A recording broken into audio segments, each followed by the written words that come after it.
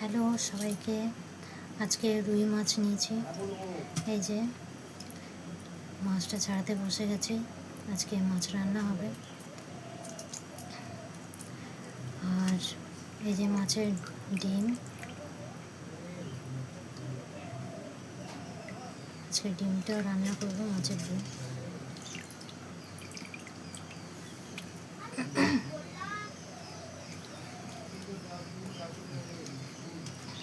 মাছের আঁশগুলো ছাড়িনি, তারপরে রান্না করব।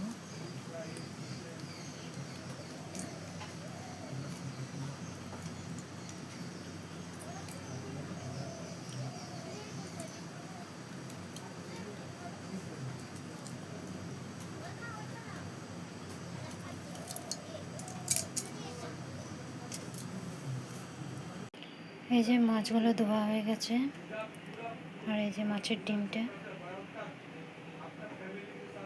এই যে মাছগুলো ভাজা হয়ে গেছে। এই যে আলুগুলো ভাজছি, আলুগুলো ভাজা হয়ে গেছে। এতে তেলে 5 ফোড়ন দিয়ে মশলাগুলো দিয়ে দিয়েছি।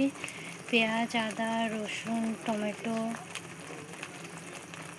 পেস্ট দিয়ে তাতে নুন, হলুদ, জিরে, ধনে, লঙ্কার গুঁড়ো দিয়েছি, দিয়ে কষাতে হবে। মশলাটা মোটামুটি কষানো হয়ে গেছে, তার আলুগুলো দিয়ে দিলাম। আলুগুলো দিয়ে কষিয়ে নেবো,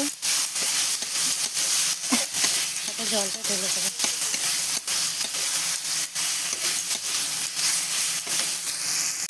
মশলাটা কষানো হয়ে গেছে, এবার জল দিয়ে দেবো।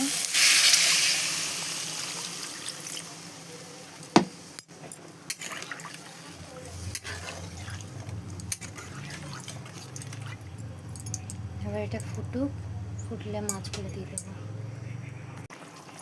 এই যে ঝোলটা ফুটছে, আলুগুলো নরম হয়ে গেছে। এবার মাছগুলো দিয়ে দেবো একটা একটা করে।